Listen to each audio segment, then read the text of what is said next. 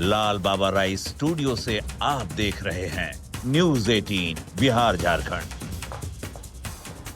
नमस्कार, आप देख रहे हैं न्यूज 18 बिहार झारखंड। मैं हूं आपके साथ रुचिका राज। बिहार में तो चुनावी तपिश है ही, लेकिन झारखंड भी अब पीछे नहीं है, क्योंकि झारखंड में भी उपचुनाव होने वाले हैं। घाटशिला उपचुनाव से जुड़ी इस वक्त की आपको बड़ी खबर बताएं, जहां 17 अक्टूबर को सोमेश सोरेन नॉमिनेशन करेंगे और जेएमएम की तरफ से उम्मीदवार हैं सोमेश सोरेन। आपको बता दें कि सीएम हेमंत सोरेन सहित कई मंत्री रहेंगे मौजूद। सीएम हेमंत सोरेन जनता को संबोधित भी करने वाले हैं। तो बड़ी खबर आपको बता रहे हैं घाटशिला उपचुनाव से जुड़ी हुई, जहां 17 अक्टूबर को सोमेश सोरेन नॉमिनेशन करने वाले हैं। जेएमएम की तरफ से इन्हें उम्मीदवार बनाया गया है और इनके नॉमिनेशन में सीएम हेमंत सोरेन सहित कई मंत्री मौजूद रहने वाले हैं। तो घाटशिला का उपचुनाव बेहद ही दिलचस्प इस बार नजर आ रहा है। दूसरी तरफ बीजेपी की बात कर ले तो पूर्व सीएम चंपाई सोरेन के बेटे चुनावी मैदान में रहेंगे। अब सोमेश सोरेन कौन है ये भी आपको बता रहे हैं। सोमेश को राजनीतिक विरासत संभालने की जिम्मेदारी मिली है और जेएमएम की तरफ से उन्हें उम्मीदवार बनाया गया है। तो उनके नॉमिनेशन में हेमंत सोरेन सहित कई मंत्री शामिल रहने वाले हैं और 17 अक्टूबर को वो नॉमिनेशन करने वाले हैं। बड़ी खबर आपको बता रहे हैं, जेएमएम की तरफ से उम्मीदवार की घोषणा कर दी गई है। सोमेश सोरेन इस बार चुनावी मैदान में होंगे। 17 अक्टूबर को वो नॉमिनेशन करेंगे। सुधीर महतो की समाधि पर माथा टेक करके सोमेश सोरेन ने बाबा के अधूरे काम को पूरा करने का दावा किया। उन्होंने जेएमएम की ओर से दी गई जिम्मेदारी पर आभार जताया और घाटशिला की जनता के आशीर्वाद और प्यार से जीत का दावा किया। सोमेश सोरेन 17 अक्टूबर को नॉमिनेशन दाखिल करेंगे। बाबा का हर आशीर्वाद और उसका राह में चलने की कोशिश, जनता का सपोर्ट है और प्यार है और आशीर्वाद है। और मैं उम्मीद है कि जनता हमें आशीर्वाद और प्यार से आगे बढ़ाएगी। इस कामों को लेकर पहली प्राथमिकता रहेगी प्रतिमा ही, जितने भी बाबा का अधूरा काम है सारा काम पूरा करने का ये पहला प्राथमिकता रहेगी। पूरा करेगा, फिर में बेटा पूरा करेगा। पापा उसका छोड़ के गए हैं, वो काम पूरा करेगा बेटा। इसी बीच घाटशिला उपचुनाव से जुड़ी एक और बड़ी खबर आपको बताएं, जहां बीजेपी उम्मीदवार भी 17 अक्टूबर को नॉमिनेशन करने वाले हैं। बाबूलाल सोरेन बीजेपी उम्मीदवार हैं और कई दिग्गज नेता और पूर्व सीएम रहेंगे वहां पर मौजूद। आपको बता दें कि पूर्व सीएम चंपाई सोरेन उनके साथ मौजूद रहने वाले हैं। 11 नवंबर को होगी उपचुनाव की वोटिंग। 14 नवंबर को उपचुनाव के रिजल्ट घोषित कर दिए जाएंगे। बड़ी खबर आपको घाटशिला उपचुनाव से जुड़ी हुई बता रहे हैं, जहां बीजेपी उम्मीदवार भी 17 अक्टूबर को नामांकन करने वाले हैं। बाबूलाल सोरेन बीजेपी की तरफ से उम्मीदवार हैं और इस बार का उपचुनाव बेहद ही दिलचस्प नजर आ रहा है। तो आपको बताएं बड़ी खबर घाटशिला उपचुनाव से जुड़ी हुई, जहां बाबूलाल सोरेन इस बार चुनावी मैदान में है। बीजेपी के नेतृत्व में एक बार फिर से बाबूलाल सोरेन चुनाव लड़ने वाले हैं। कुल्हान क्षेत्र में चंपाई सोरेन का गहरा प्रभाव रहा है, उसका कितना असर इस बार के चुनाव में ये देखना बेहद ही दिलचस्प होगा। बीजेपी की चंपाई के प्रभाव को साधने की नीति के लिए बाबूलाल सोरेन को चुनावी मैदान में उतारा गया है। देखिए, न्यूज 18 से खास बातचीत में बाबूलाल सोरेन ने यह दावा किया है कि आने वाला नतीजा चौंकाने वाला होगा। घाटशिला को विकास से वंचित होने का आरोप लगाते हुए उन्होंने कहा कि जनता वोट से राज्य सरकार को करारा जवाब देगी। बाबूलाल सोरेन 17 अक्टूबर को घाटशिला से नामांकन दाखिल करने वाले हैं। 2024 में जो चुनाव हुआ था, महज 22,000 वोटों से जो है परिणाम निकला था। अब इस बार क्या रहेगा? देखिए, इस बार भारतीय जनता पार्टी के तमाम कार्यकर्ता शुरू से हम बोले हैं कि 2024 में कोई भी परिणाम हुआ, लेकिन हम लोग जनता का बीच में रहा है, सुख दुख में हम लोग भागीदार बना है, साथ में खड़ा हुआ है। तो उसका रिजल्ट आपका बहुत ही बढ़िया होगा और हम लोग का भारतीय जनता पार्टी का पक्ष में मतदान होगा और कमल खिलेगा। एक उपचुनाव घाटशिला विधानसभा। बाबूलाल सोरेन जी उन्होंने साफ तौर पर कहा कि आने वाले दिनों में जो मतगणना होगी, जो जीत होगी, वो इस बार चौंकाने वाला होगा और कहीं ना कहीं सरकार की विफलताओं को गिनाते हुए नजर आए। न्यूज़ 18 के लिए घाटशिला से आशीष कुमार तिवारी। घाटशिला उपचुनाव को लेकर के राजनीतिक पार्टी अब चुनाव के मैदान में उतर चुकी है। बीजेपी और जेएमएम के बीच टक्कर का मुकाबला है। दोनों पार्टी अपनी अपनी जीत का दावा कर रही है। बीजेपी ने राज्य सरकार पर कई गंभीर आरोप लगाए हैं और ये कहा कि घाटशिला उपचुनाव से सरकार को कोई फर्क नहीं पड़ता, मगर जनता घाटशिला उपचुनाव में बीजेपी को जीता कर सरकार के 6 वर्षों के कुकर्म का बदला लेगी। तो वहीं जेएमएम ने बीजेपी पर जनता को भ्रमित करने का आरोप लगाया। अगर आप लोग चाहते हो झारखंड से, यहाँ झारखंड को लुटेरों से बचाना है तो भारतीय जनता पार्टी को वोट देना। अब चाहते हैं झारखंड को अपराधियों से बचाना है तो भारतीय जनता पार्टी को वोट देना है। अब चाहते हैं कि झारखंड को भ्रष्टाचारियों से बचाना है तो भारतीय जनता पार्टी को वोट देना है। झारखंड को घुसपैठियों से बचाना चाहते हैं तो भारतीय जनता पार्टी को वोट देना, कमल फूल छाप को वोट देना। हम यही निवेदन, यही अपील कर रहे हैं। मुंगली लाल का हसीन सपना देख रहा है बीजेपी के लोग, यहाँ दाव पर लगा चुका है अपना इज्जत बचाने के लिए। लेकिन आपको 11 तारीख का वोटिंग के बाद 14 तारीख को इनको रिजल्ट दिखाया जाएगा कि ये घाटशिला विधानसभा जो है ये रंगकनी मिट्टी का धरती है और ये विधानसभा में ये झूठ बोलने वाला और करप्शन करने वाला लोगों को कभी बख्शा नहीं है। इसीलिए इन लोगों को गया बार 2024 में भी इन लोगों को हार का सामना देखना पड़ा है और ये उपचुनाव में भी हार का सामना करना पड़ेगा। देखिए, बिहार विधानसभा में इंडिया गठबंधन में सीटों को लेकर के जारी पेच अब भी बरकरार है। महागठबंधन में सीटों को लेकर के जेएमएम संतुष्ट नहीं है। सीएम हेमंत सोरेन खुद बात कर रहे हैं, लेकिन अब तक बात नहीं बन पाई है। बीजेपी ने इस पर तंज कसते हुए कहा कि बिहार में जो हाल इंडिया गठबंधन का है उसे देखकर तो ऐसा लगता है कि 450 सीटें भी वहां इंडिया गठबंधन को अगर मिल जाए तो वो भी कम पड़ जाएगी। साथ ही बीजेपी ने बिहार में एनडीए की जीत का दावा किया है। फीडबैक आ रहा है, उसमें हम और बढ़ोतरी चाहते हैं। हम चाहते हैं कि हमारी शिरकत, हमारी भागीदारी ज़्यादा सीटों पर हो। तो वार्ता अंतिम चरण में है। मुझे लगता है आज इसकी घोषणा हो जानी चाहिए। जितनी सीटें ये मांग रहे हैं शायद 450 सीटें भी कम पड़े, अगर जो गठबंधन के दलों में जितनी की सीटों की डिमांड है। हमारे यहाँ तो सब कुछ फाइनल हो गया। हाँ, कुछ लोगों को जरूर थोड़ी निराशा थी, लेकिन सबने कहा जो आला कमान ने निर्णय लिया है उसके साथ हमें बिहार का विकास प्राथमिकता है। खुद मुख्यमंत्री नीतीश कुमार सीट बंटवारे को लेकर के नाराजगी व्यक्त कर दिया है। उनका गठबंधन में दरार हो गया है। जहां लोजपा ने उम्मीदवार उतारा वहीं जदयू ने भी उम्मीदवार उतार दिया है। तो उनके अंदर सब कुछ ठीक ठाक नहीं है। इसी बीच देखिए, चाईबासा से आपको बड़ी खबर बताया, जहां माइंस जाने वाली सड़क को जाम कर दिया गया है। नक्सलियों ने पेड़ काट करके सड़क को जाम किया है। गिराए पेड़ों पर नक्सलियों ने लाल कपड़े लगाए हैं। फिलहाल सड़क पर आवागमन ठप है। जराईकेला क्षेत्र की यह घटना बताई जा रही है। बड़ी खबर इस वक्त चाईबासा से सामने आ रही है, जहां माइंस जाने वाले सड़क को जाम किया गया है। नक्सलियों ने पेड़ काट करके सड़क जाम किया है। तस्वीरें भी टीवी स्क्रीन पर आपको दिखा रहे हैं। गिराए पेड़ों पर नक्सलियों ने लाल कपड़े लगाए हुए हैं और उस पर कुछ लिखा हुआ भी नजर आ रहा है। तो ये सीधी तस्वीर भी आपको दिखा रहे हैं। जराईकेला क्षेत्र की ये पूरी घटना बताई जा रही है।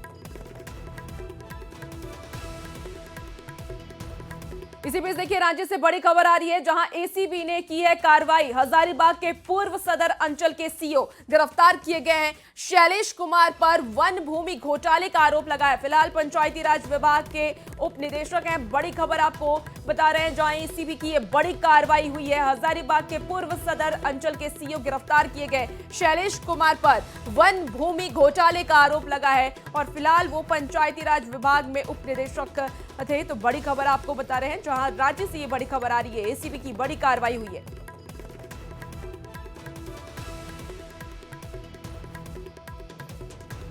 झारखंड में अवैध खनन के खेल जारी है। बीजेपी ने इसे लेकर के सरकार और पुलिस प्रशासन पर आरोप लगाया है। बीजेपी ने कहा कि अवैध खनन से कमाई का पैसा सत्ता शीर्ष तक पहुंच रहा है। वहीं सत्ताधारी दल ने इन आरोपों को बेबुनियाद बताया और कहा कि बीजेपी का तो काम ही सरकार को सही ढंग से नहीं चलने देना है।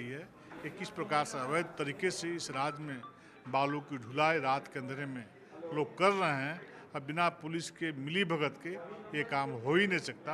पुलिस मोटी रकम ले करके ऐसे लोगों को बालू ढुलवाने का काम करती है झारखंड राज्य में। सरकार को सही ढंग से नहीं चलने देना, वो आरोप लगाती है, कभी घुसपैठ का आरोप लगाती है, कभी कुछ, लेकिन वो प्रमाण नहीं दे पाती। अगर ऐसा है तो हमारी सरकार कब कहती है कि हम दोषियों पर कार्रवाई नहीं करेंगे? सरकार तो दोषियों पर कार्रवाई करने के लिए तैयार है। अगर कहीं कुछ लगता है तो कार्रवाई, अगर कोई शिकायत करता है तो तुरंत कार्रवाई होती है और होनी भी चाहिए। देखिए खबर अब बोकारो से है, जहां तेनुहाट डैम से अचानक पानी छोड़े से दामोदर का जलस्तर अब बढ़ गया है, जिस कारण आपको बता दें कि आसन पानी हाट पर अवैध बालू उठाव कर रहे इंजन सहित 5 ट्रैक्टर नदी में डूब गई। तस्वीरें भी देखिए कितना भयावह ये तस्वीर आपको नजर आ रही है। ट्रैक्टरों को डूबता देख बालू लोड कर रहे मजदूरों और चालकों ने भाग करके किसी तरीके से अपनी जान बचाई। स्थानीय लोगों ने ट्रैक्टरों को निकालने का काफी प्रयास भी किया, लेकिन गहराई और तेज धार की वजह से वो असफल रहे। आपको बता दें कि एनजीटी के रोक के बावजूद दामोदर नदी से बालू का उठाव लगातार जारी है। कल 15 अक्टूबर को एनजीटी रोक का आखिरी दिन था, बावजूद इसके नदी से बालू निकालने का काम जारी था। कारोबार लगातार जारी है। बैरमो अनुमंडल के खेतको असनापानी घाट पर एक दिल दहलाने वाली घटना सामने आई है। तेनुघाट डैम से अचानक पानी छोड़े जाने के कारण असनापानी दामोदर घाट पर तेज बहाव में पानी आ गया, जिस कारण 5 ट्रैक्टर ट्रॉली के साथ डूब गए। आप तस्वीरों में भी देख सकते हैं कि किस प्रकार से पानी का तेज बहाव आया और 5 ट्रैक्टर इस बहाव में फंस गए। मजदूर और जो ड्राइवर है वो मौके से जरूर अपनी जान बचाकर भागने में कामयाब हो गए, लेकिन ट्रैक्टर जो है वो दामोदर नदी में फंसा रहा। हम कह सकते हैं कि बैरमो अनुमंडल में लगातार जो दामोदर नदी में और बोकारो नदी में अब बालू का अवैध खनन जारी है। जिला स्तर पर टास्क फोर्स, अंचल स्तर पर टास्क फोर्स और जो खनन विभाग है उसका कार्रवाई के बाद भी इस पर रोक नहीं लगी है। हम कह सकते हैं कि जिस प्रकार से बालू का अवैध खनन हो रहा है और लगातार सैकड़ों ट्रैक्टर और बड़ी गाड़ियों से बालू का अवैध खनन जारी है, ऐसे में कह सकते हैं यह जिला प्रशासन और पुलिस की नाकामी है। ऐसे में आज तो मजदूरों की जान और ट्रैक्टर के चालक की जान बच गई, लेकिन जिस प्रकार से पर्यावरण को पूरी तरह से नष्ट किया जा रहा है, यह एक बड़ा सवाल है। मृत्युंजय कुमार, न्यूज 18, बोकारो। इसी बीच आपको राजधानी राज्य से एक और बड़ी खबर बताएं, जहां सीबीआई ने मेन रोड ब्रांच से 50 लाख की ठगी की है। रातू निवासी और हिंद पीढ़ी निवासी पर यह आरोप है। आपको बता दें कि आजम अंसारी, बख्तियाज अहमद पर यह आरोप है। शाखा प्रबंधक ने दोनों के खिलाफ दर्ज की है एफआईआर। फ्लैट खरीदने के नाम पर यह धोखाधड़ी की गई। बड़ी खबर इस वक्त राजधानी राज्य से सामने आ रही है। सीबीआई की मेन रोड ब्रांच से 50 लाख की ठगी की गई है। रातू निवासी और हिंदी पीढ़ी निवासी पर यह आरोप है। इसके साथ ही आजम अंसारी, बख्तियाज अहमद पर आरोप लगा है। शाखा प्रबंधक ने दोनों के खिलाफ एफआईआर दर्ज की है। इसी बीच आपको गुमला से भी बड़ी खबर बताए, जहां एएसआई ने सर्विस गन से खुद को गोली मारी। बिहार के राजगीर में गोली मारकर खुदकुशी की गई। आपको बता दें कि पारिवारिक कलेश की वजह से आत्महत्या की इस घटना को अंजाम दिया गया। डायल 112 आपातकालीन सेवा में वो तैनात थे। जवान का शव गांव पहुंचा है। पुलिस घटना की जांच कर रही है।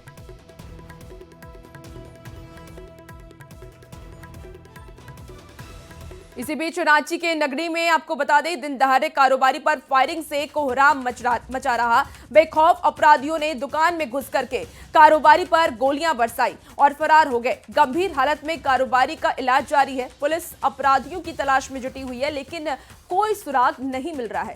अब ऐसे में आम जनता की सुरक्षा के दावे पर जरूर गंभीर सवाल खड़े हो रहे हैं। ये रिपोर्ट आपको दिखाते हैं।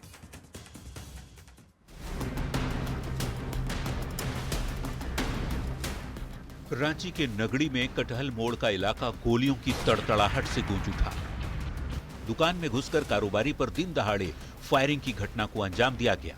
2 अपराधी दुकान में घुसे और 7 राउंड फायरिंग की, जिसमें कारोबारी राधेश्याम साहू को 6 गोली लगी। मंजर इतना खतरनाक था कि दुकानदार के स्टाफ के चेहरे पर भय साफ दिख रहा था। एक ही आदमी घुसा था। हाँ, एक ही आदमी फायरिंग किया। हाँ, एक ही आदमी गिर गया तो भी मतलब कि साटा के मार रहा है। अब मेरे को साइड हट बोल रहा है। अब मैं छोड़ा छोड़ी करता तो मेरे को भी पड़ता है। शांभवी इंटरप्राइजेस के संचालक राधेश्याम साहू अपनी दुकान में बैठे थे। इसी दौरान उन्हें गोली मार दी गई। पूरी घटना सीसीटीवी में कैद हुई है, जिसमें बाइक से पहुंचे 2 अपराधी साफ दिख रहे थे। घटना के बाद पुलिस एक्टिव दिखी, मौके पर पहुंची और 7 खोखे भी बरामद कर लिए गए। ग्रामीण एसपी के साथ डीएसपी हेडक्वार्टर 2 सहित 5 थानों की पुलिस अपराधियों की तलाश में जुटी है। फॉरेंसिक और टेक्निकल टीम की भी सहायता ली जा रही है। शांभवी ट्रेडर्स है, इनके ओनर राधेश्याम साहू पे 2 व्यक्तियों द्वारा गोली चलाई गई है। 5-6 राउंड फायर हुआ है। 2 लोग आए थे अपाचे बाइक पे, ये सीसीटीवी में दिख रहा है, और यहाँ पे फायरिंग करके चले गए। उनको 5-6 गोली लगी है और अभी हॉस्पिटल में भर्ती किया गया है। अभी ऑपरेशन चल रहा है और बाकी अनुसंधान भी चल रहा है। अपराधियों की तलाश में राजधानी के सभी एंट्री और एग्जिट पॉइंट सील कर दिए गए। गलियों की खाक पुलिस की टीम छान रही है। अपराधियों पर पुलिस की दबिश का दावा किया जा रहा है, लेकिन दिन दहाड़े फायरिंग की घटना ने पुलिस के दावे पर गंभीर सवाल खड़े कर दिए हैं। देखना होगा सुरक्षा को लेकर लोगों के मन में जो शंकाएं उठ रही हैं, उसका समाधान कब तक होता है। न्यूज़ 18 के लिए रांची से ओम प्रकाश की रिपोर्ट। इसी बीच देखिए, राज्य से बड़ी खबर सामने आ रही है, जहां आईपीएस वाइफ एसोसिएशन के दिवाली मेले का आगाज आज से होने वाला है। आपको बता दें कि मुख्यमंत्री हेमंत सोरेन और विधायक कल्पना सोरेन मेले का उद्घाटन करेंगे। दोपहर के 1 बजे मेले का उद्घाटन किया जा रहा है। डोरंडा स्थित जैप 1 ग्राउंड में आयोजित है दिवाली मेला। आज से 18 अक्टूबर तक आयोजित है 3 दिवसीय दिवाली मेला। तो राज्य से आपको ये बड़ी खबर बता रहे हैं, आईपीएस वाइफ एसोसिएशन के दिवाली मेले का आज से आगाज होना है। मुख्यमंत्री हेमंत सोरेन और कल्पना सोरेन इसका उद्घाटन करेंगे।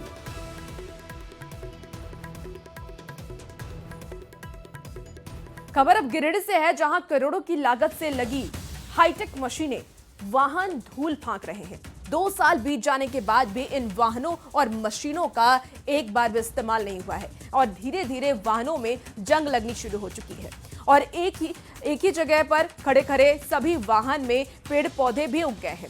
जहां एक और नगर निगम के पास करोड़ों की लागत से हाईटेक मशीन और वाहन है, वहीं दूसरी ओर आपको बता दें कि नगर निगम ने साफ सफाई के लिए छठ महापर्व को लेकर के 40 लाख का टेंडर निजी ठेकेदार को दिया है, जिसे लेकर के कई तरह के सवाल अब खड़े हो रहे हैं।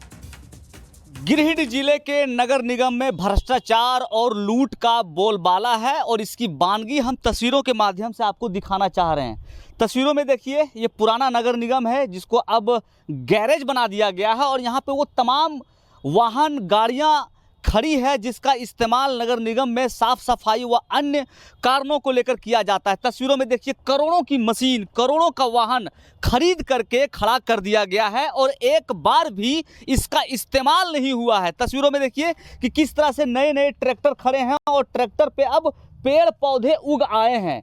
तो आप साफ देखिए कि किस तरह से नगर निगम में पैसे का दुरुपयोग, जो पब्लिक का जो मनी है उसका दुरुपयोग किया गया है, क्योंकि यहाँ पर जितना वर्क मैन फोर्स की ज़रूरत है उतना मैन फोर्स नहीं है। और दूसरी बात सबसे इम्पोर्टेंट, जो एक टेक्निकल, जो एक ट्रेंड वर्कर की ज़रूरत है, यहाँ पे भारी कमी है। इसके अलावा जो खबरें आ रही है कि नगर निगम के द्वारा 40 लाख रुपए का टेंडर अबर दुर्गा पूजा और छठ को लेकर पास किया गया, नगर साफ सफाई को लेकर के। तो सबसे बड़ा सवाल यहाँ पे ये उठ रहा है कि इतने करोड़ों की लागत से मशीनें खरीदी गई है और सैकड़ों की संख्या में इसके पास वर्कर है, बावजूद 40 लाख का फिर से टेंडर क्यों निकाला गया है? क्या है कि आज इससे पहले जो भी हैं उप नगर आयुक्त जो है उनसे पहले खरीदा गया है। उस समय जो उप नगर आयुक्त थी उनके द्वारा खरीदा गया है, तो उसी समय प्लान कर लेना चाहिए था कि इसमें जितना भी गाड़ी है